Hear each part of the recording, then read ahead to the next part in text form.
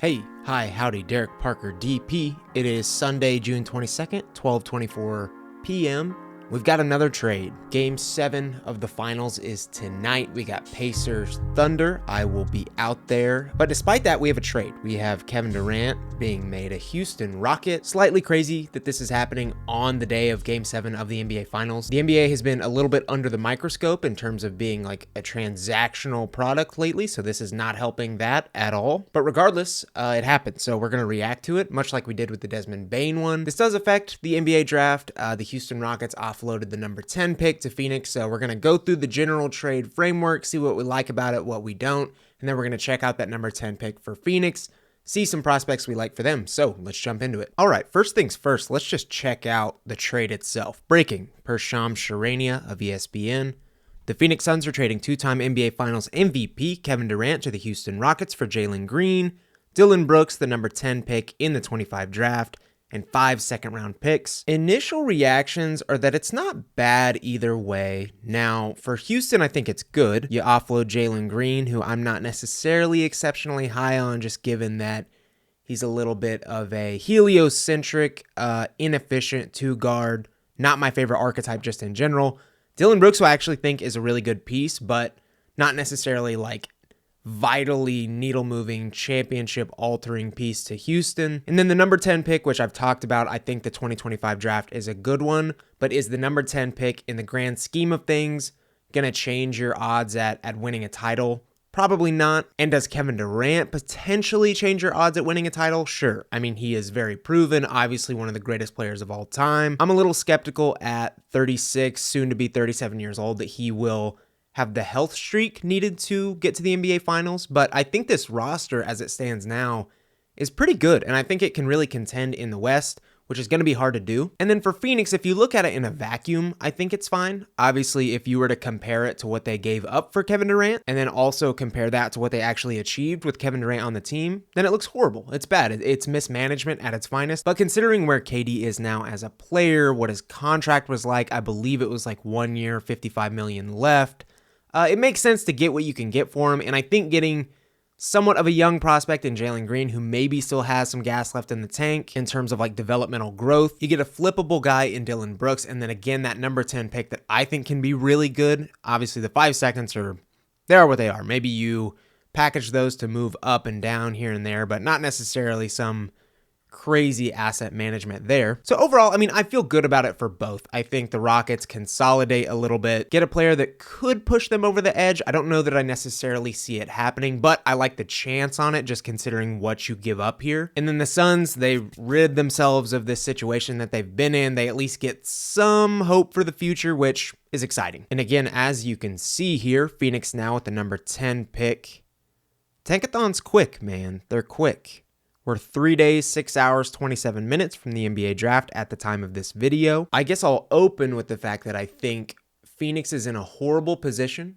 I think they have very little hope for the future. So using this number 10 pick, I think they should obviously draft best player available. I think drafting for fit in any capacity is a horrible idea. I don't know that anyone's going to have any objections to that. If you do, you need to do some soul searching, but regardless, I think they should just swing on whoever they feel is the best player. So it really doesn't matter what position they draft here to me. I mean, they can go guard, wing, forward, center, doesn't matter. Obviously, you're a little bit guard laden right now, given that you just got Jalen Green, you have Devin Booker, Bradley Beal. But again, almost none of those guys are probably long-term options, save for Devin Booker. And even then, like if Phoenix truly wants to get back to contention, really wants to do like a hard reset, they're probably going to have to deal Devin Booker too. So I don't know that anybody on this current roster is like in it for the long haul. So that means we really can get pretty creative in who we want to draft. And we'll just start with the process of elimination first, kind of weed out who won't be there at number 10 and then go from there. Cooper Flagg, obviously not going to be there. Dylan Harper, obviously not going to be there. Edgecombe, Bailey, Knipple, and Trey Johnson feel like the next group. So that's 1, 2, 3, 4, 5, 6 players. I feel pretty strongly about those 6 not being options for the Suns at number 10. I think Malawach will be gone by 10 only because the Raptors sit at number 9, and obviously, as we've covered several times, Malawach is about as Toronto as it gets in terms of having that positional size, length. He's got all the things that they value. But if he is there for the Suns, I think you obviously take the gamble there. You know, he's 7'2". He's got the rim running, shot blocking. He's got a little bit of a high ceiling given that he can project to defend in space, maybe develop the three-point shot. Again, not sure he's there, but if he is, take your pick. Knipple's the same way. I really don't anticipate him to be there at 10, but he could slide. It's possible. Absolutely take the shot there if you're Phoenix. If we're going solely based off reporting, Jeremiah Fears won't be there. It seems like teams really value him pretty highly. And then that's about where I think we stop. In my mind, Phoenix needs to absolutely swing for the fences. Go for the absolute highest upside player you can. Don't get a player who projects to be a role player or some ancillary piece at his best. I would swing for a star with this 10th pick because I think there could be a few hanging around here. And so if those 8 players that we touched on do go, that leaves one of Derek Queen, Yakuchonis, or Yegor Demon on the board. These are probably the 3 that I would look at for Phoenix. If you are going full reset, you want a developmental piece, you want to hone this guy's skills over the course of the next few years, turn him into a star, these are the 3 that I would look at. Derek Queen makes a ton of sense to me given that I think he was a funky fit with the rest of the lottery teams, but now that Phoenix is up there, they're obviously going to have somewhat of a blank slate roster. You're still going to have Bradley Beal, some NBA talent on the roster.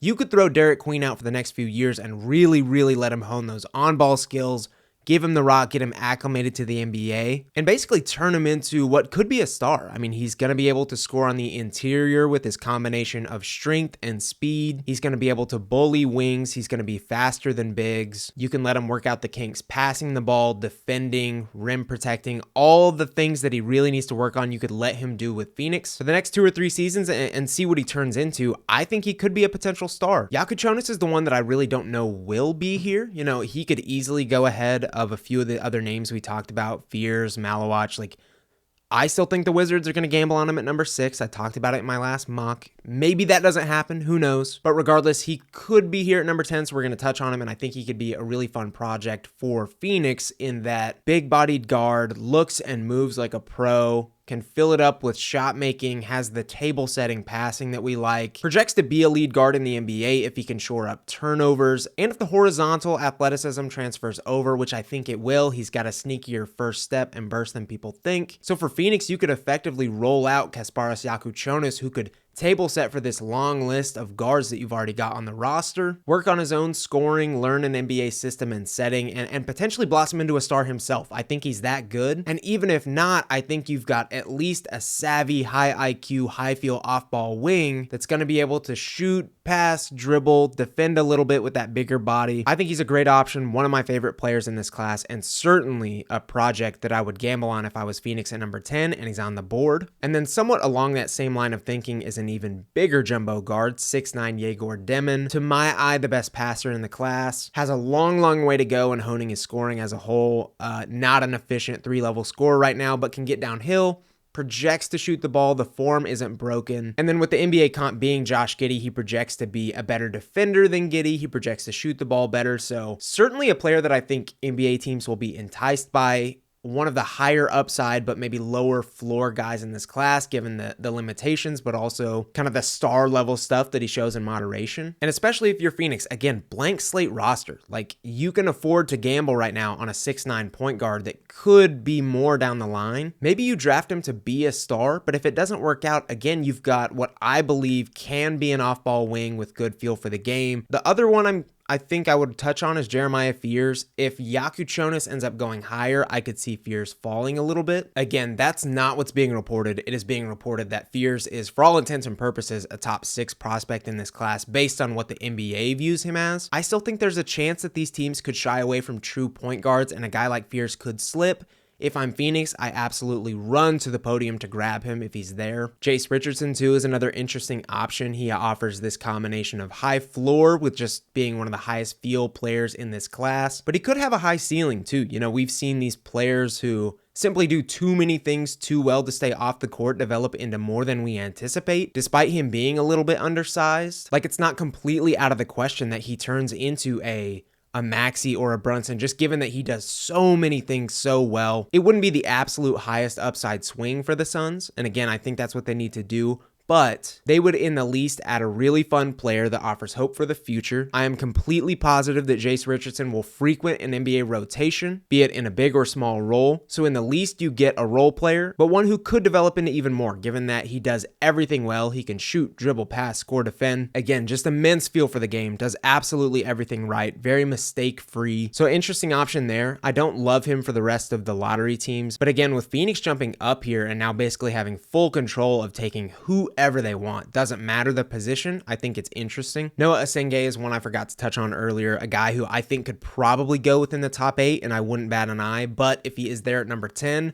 what a phenomenal pick for Phoenix this would be in terms of getting a guy, again, who I don't think has far to go in becoming a role player, but could also have a star ceiling, just given that he has probably the best combination of tools in this class. I think he's got a little more feel for the game than people think. You know, he's unselfish as a passer, which is not often seen in these lengthy forwards. He's got touch around the rim. I think he's got a little better handle than people think. He projects to be able to shoot the ball down the line. I like Noah Asenge. I think he's a fun option. Again, would run to the podium for Phoenix if he was here. And then there's this laundry list of players that I don't necessarily love for them, given that I think they project to be role players. But again, I think this class is strong, so I don't know that leaving with the role player in any capacity is necessarily a horrible thing. Carter Bryant from Arizona, 6'9", high field wing. South Carolina forward Colin Murray-Boyles, very multi-positional, toolsy Swiss Army knife player there. Cedric Coward's a little bit of a mystery box in terms of being a 6'6" wing with a 7'2" wingspan, but he comes with that shooting built in, which is not often seen in these guys. You've got some fun big options, Asa Newell, Thomas Sorber, Rasheer Fleming. That is probably where the buck stops for me. I don't know that I'd consider more outside of this. I don't know if this video was necessarily helpful given how many options there are, but I do think it highlights just that. There's so many options in this draft. There's so many combinations that top 9 could shake out, and it could leave Phoenix with a really, really good player. I mean, maybe 6 through 9 gamble on some guys that they're not necessarily sure about. Maybe they swing for the stars and miss, and a really good star level prospect falls to Phoenix at 10. It's possible. It's why I think they ended up making this deal ahead of the NBA draft. I think they want to get a prospect, develop him for the next few years. Again, some of my favorites for them being Derek Queen, Jeremiah Fears, Yaku Chonis, Noah Asenge, Yegor Demon. One or multiple of those players will be on the board for Phoenix. That is the group I would stick with. Swing for the stars, Phoenix. What are you going to lose? I mean, look at the position you're already in right now. At least take a risk, roll the dice here at the 2025 NBA draft, and try to develop a player for the future, which I think this organization has actually been pretty good at. They just kind of took a different path for the last few years in getting these win now players together that just didn't win now. And that's fine, but I would like to see a return to form, maybe continue offloading some of the guys on the roster for future assets, and look to rebuild for the long term, starting with one of these guys that I've just mentioned. Anyway, that is it. Quick little video. Just wanted to touch on the KD trade, evaluate a few options for Phoenix at number 10. I don't know that Phoenix is necessarily in a position to trade up at the 2025 draft, but it could happen if they really, really wanted their guy. They obviously just added these 5 second-round picks. They've got some future picks, probably the least in the NBA. So again, I don't know that they're in position to go up, but things are fluid. They could go get their guy. If they nabbed any one of those 5, I would be ecstatic. I just want to see rookies with opportunities in general. Like I touched on with Derek Queen, I wasn't sure Derek Queen was going to get drafted somewhere where he was going to have a lot of opportunity to really grow and shine. Been one of my major issues with him. But if a team like Phoenix jumps up and grabs him, that's awesome. Great for him. I hope he gets the rock. I hope they develop him greatly, and I hope he turns into a phenomenal player. Things like that are just exciting to me. I think Phoenix is going to get a really good prospect at 10. And yeah, that's it. Again, we're 3 days from the draft. I thought my last video would be the last one before it, but this one is quick enough. I felt okay making it. So yeah, we'll see you after the 25 draft.